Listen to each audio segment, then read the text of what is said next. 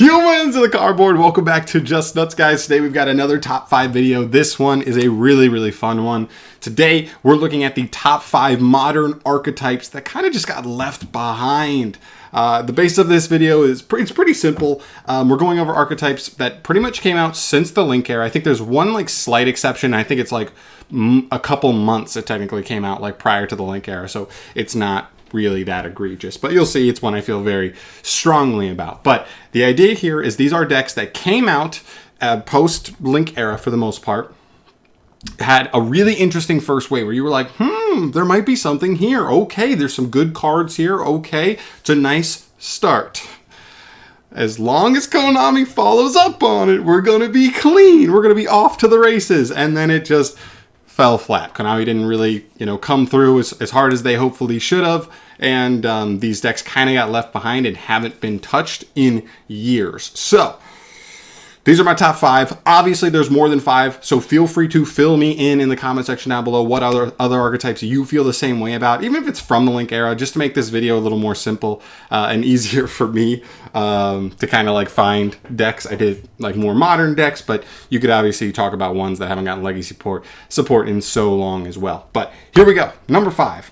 Well, also real quick, one example of like what I would love to see for some of these archetypes is like Marincess. Literally last weekend, we finally got the support for Marincess. When Marincess first came out, it had a really nice start. It was supposed to be the water equivalent of Salamangreat. Like, oh, Salamangrate's meta. This is a nice start. We have Blue Tang, we have Seahorse, we got Coral and Enemy, and the Link 1 seemed really good, and then just didn't get support until now. And that's what I would hope they would do eventually, to come back to some of these archetypes and make them kind of clean. So here we go. Number 5, Crusadia. You can honestly throw a handful of the World Legacy archetypes in here. I still think Mech Knights are relevant enough as a rogue deck. Crawler's just got a new support card. But Crusadia is the other one where like it really felt like this had such a good start. And at first it was such an OTK deck. And then when it combined with Rockets, it was like a decent like deck combined. And then over the years, they've lost some cards due to ban lists and whatnot.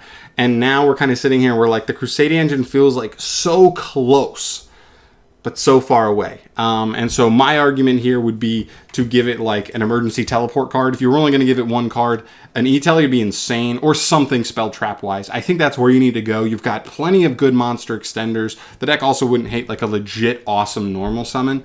But what I would like to see is to them actually make Regulix like way better. Magius has multiple really good search targets, so Magius is always awesome, but Regulix really doesn't have an awesome search target. Power is fine, Crusadia Crawler is fine, but they're not amazing. I want to see a really good one, and if they got an E-Tele, one, it could double as a way for them to play through some of their bigger weaknesses, like getting their normal summon popped, or just getting like multiple hand traps thrown in their face. And 2, it would also double as a disruption because we already have Reclusia in the archetype. So summoning Reclusia on the opponent's turn would essentially just be a Dryden, as long as you can summon it to a zone a Link monster points to. And then you could, if you left Regulix or Magius, or even have Equimax, one that gives you like a pop. If you have Arborea protected, and then it's a tribute for Equimax for a negate. So like you're really getting a ton of utility there. An E-Tele would be crazy. Maybe it'd be kind of broken in terms of like how splashable the engine would be. We've seen what happens with Rockets over the years, but I still would like to see some form of really good spell trap for Crusadia. That's number 5 for me. They just haven't been touched in a while. Next up is Evil Eye. Oh man. Evil Eye, I had such high hopes for. I always love this archetype. I love the artwork. They look so fucking awesome. And when they first came out, you were like, okay, they've got a Stratos monster. They've got a field spell searcher. Okay. They got some decent spells and traps that are decent interruptions. And the big problem was the deck was built around field spells, or equip spells, sorry. And the problem with that is always like if the opponent could just remove the monster, they kind of out the monster and the equip spell. So they're kind of linked. You never really want to get 2 for 1 like that too often. And that was one of the downsides of the deck. They had some okay protection, so you could get away with it sometimes. But if a deck had a good form of removal, you were kind of screwed. And it also felt like the deck was just not as impactful. I mean, we were in a time where you kind of compare normal summons to like Alistair, specifically in control decks, but this card could get you 1 pop, but it didn't offer you as much follow-up. And so my argument here was I'd love to see an extender because we got Gorgon and she's pretty good. She's kind of like an impermanence. Zerziel is like a Stratos that also is kind of like a a Trident for special summon monsters. The problem is, like, you just can't get both of these off of one card. If you could get to both these off of one card and get them equipped, like, then we're cooking. The problem is I don't think we have a good enough extender that kind of sets us up to do that. Maybe if it was like an extender that said, like, summon this card and then, like, as cost, pitch a Evil Eye Speller Trap card to summon another Evil Eye monster from the deck, or summon an Evil Eye token or something. That way you could go right into Gorgon, and then you'd have one of the equipped spells engraved, which could get themselves back. And that way you'd have ways to get, like, kind of both of them set up fairly easily just off of one card, maybe even two, but at least it'd be a lot more consistent to get to both of these, because both of these is kind of a problem, especially because the equipped spells already offer protection, so that makes them a little more sticky of a board state, and with the double interruption could be something to kind of look at. But until then, you know, the deck's fine. I think it's just mediocre. It would need, if they only got one card, that's kind of what I'd want to see, but I'd like to see one or two more extenders. Maybe, I don't even know, maybe another extract monster that's like the next level up from Gorgon. That would be crazy. Or maybe a Link 1 that just helps facilitate Gorgon way easier. Like, I know Link 1s are broken, but, like, you got to do what you got to do to make bad archetypes good. So yeah. All right, moving on. Number 3, generators. I was so hyped for generators when they first came out. I love this field spell because it's not just a basic Rhoda field spell. This field spell is one of the most unique ones, and it's pretty simple. Like, just if your opponent has a card to hand, even during draw phase, just summon any monster in your archetype straight out of the deck. That is so broken.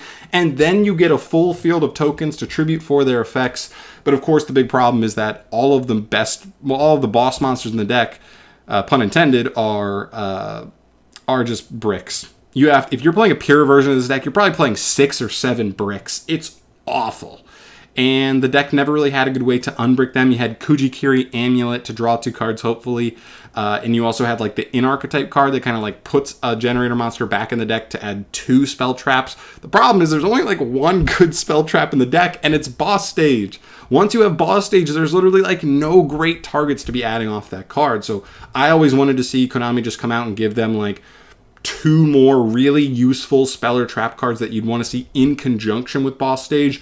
Maybe one, something like an interruptive trap card that if, like, you control a face-up generator card is, like, I don't know, an Omni Negate or something, I don't know, but just adds to the board, makes it harder for your opponent to break through, and also could activate if you just controlled boss stage. That way getting ashed on boss stage on the opponent's standby doesn't just fully turn off your entire strategy. You know, that's kind of what I was hoping for there. But they never really followed up. Lopter was awesome. Har and Utgarda were awesome follow-up support cards.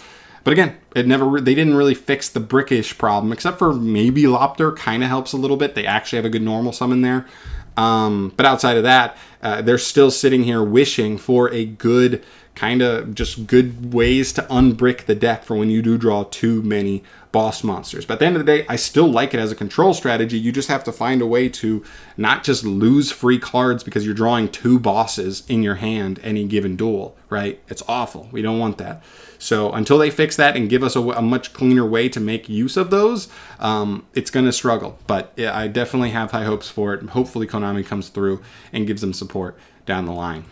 Number 2 on the list, Unchained. This was everybody's super hyped up deck, and to respect to Unchained and players like Distant Coder who still main this deck a lot of times and have relative success with it as a rogue deck. Shout out to them. So, like, I feel like this one's kind of unfair because this deck does still somewhat perform. Every once in a while you'll see it like top a regional or something. But especially over the years, it has seen power creep in the finest, especially early on. And when you got, like, the first wave or the extra wave of support with, like, Sarama, and you got the big, I forgot the name, the good level 8 main deck monster that you want to draw. Those were awesome. And the deck was honestly really annoying, especially specific metagames that didn't have a ton of non-destruction removal. This deck just ate certain, like, metagames up. But as we've seen, we've been power crept. We still have some good cards. We still float a bunch, and that's really decent. But it still feels like the deck is like 1 power card away from really being able to, like, maximize what it wants to do. I don't know if it'd be a Speller Trap. I don't know if it'd be another monster. I honestly don't know what I want to see here. But I don't know. It's still cool, and I still love this archetype. Like, Rage is great, and, you know, all the main deck monsters are cool. I'd kind of like it if the main deck monsters could kind of connect you to the spell traps at some point. Maybe give us one more main deck monster that, like, if it's special summoned off an Unchained effect, it searches you an Unchained spell or trap or something, just to kind of fetch the traps a little easier. So I don't know. I honestly don't know what I would want, but it does feel like something is missing from the archetype, something missing real bad. So hopefully we get it. But this archetype definitely came out hot. I was very hype about it. I actually played it for a little bit, and then it kind of just didn't. It got that first wave, and then after that, we just never really saw enough to really push them through to maintain relevancy. So yeah, number 2 for me. And that takes us to number 1 on the list. You may hate to see this. I'm sure a lot of you will hate to see this, because I know a lot of people, this is not their favorite deck. But hear me out. One of the reasons I want to see support for this deck is because I think it would change sort of the dynamic the deck is played in. A lot of people look at this deck as just like a stupid stun deck. You just play Solemns and Floodgates and then Hand Traps and then just a small Subterror engine. And that's what most people play for the most part. But here's the thing. This engine is absolutely power crept. It is not consistent enough. Realistically, all you want to see is Terraforming and or Hidden City. Seeing Guru is not that great if you don't see Hidden City with it. And all the other cards, obviously not great. You don't want to see Nemesis Archer or Fiendus or the Trap or any of those cards unless you actually see Hidden City. It's just not that great. So what I would love to see is an additional starter / extender. And here's what I propose. I've mentioned this before in other videos. This card is a new card for Crawler support. It's Crawler Suma. I think basically what it does is it like flips a face-up monster, any face-up monster, face down to summon itself from hand. And then I think it either flips itself or flips the monster up that's like face down to then search or to summon straight from deck like another Crawler monster of like less or equal to level or something like that. And so like pretty much I look at this as like, one, this could like seeing this with like a Guru could get things going, or not even with the Guru, even a Hand Trap, because you just flip the Hand Trap down, summon Guru straight from deck, and then you've got like this guy and a Guru, at least in rotation. It gives you another body, which really helps. It makes the deck not feel as just boring. Like half the time you literally win duels by just poking with Guru every turn. It puts more board presence on the field, and these are just like actual engine slots to make the deck feel more like a mid-range deck that actually does more than just like Fiendus with a bunch of Floodgates and pass, try and have enough outs for me kind of deck. And so I'd really like to see that to really just round the deck out. They have some cool cards, Ultra Maphis, Phosphoro Glacier, outside of like Umastrix and like the other main Subterrors that I'd like to see maybe get some play, because a card like this would just make them a little more viable, easy to extend out of the hand. But of course, like we'd have to see something like this, maybe another spell that searches. I just want to see another starter, because like the engine just isn't consistent enough at this point in time, and they really need to see more. See like City way more than they do now. So yeah, I mean, this one's a very personal one for me, and I think this archetype technically got released like the year before the Link era started, so that's why I have them on here, and they're like the technical not fitting into the Link era by just a couple months, but whatever. This is one of my favorite decks of all time. This is the first like legitimate deck I played in a competitive fashion, and it was great to me. But it's fallen out of favor. It needs help badly, and I'd love to see Konami really go out of their way to make like the only relevant flip deck in 2022 like actually do some things. Like Shaddolls don't count. They don't ever, like, you're never using the fucking flip effects in Shaddolls anymore. But yeah, that's pretty much it. Those are my top 5. Obviously, like I said at the beginning of the video, let me know down below if you think there were any other archetypes that you think fit the bill for this, for you personally, that came out, you were really excited, you were like, yes, follow up, Konami, just give us the right follow up, and then like it just wasn't enough, and they withered away.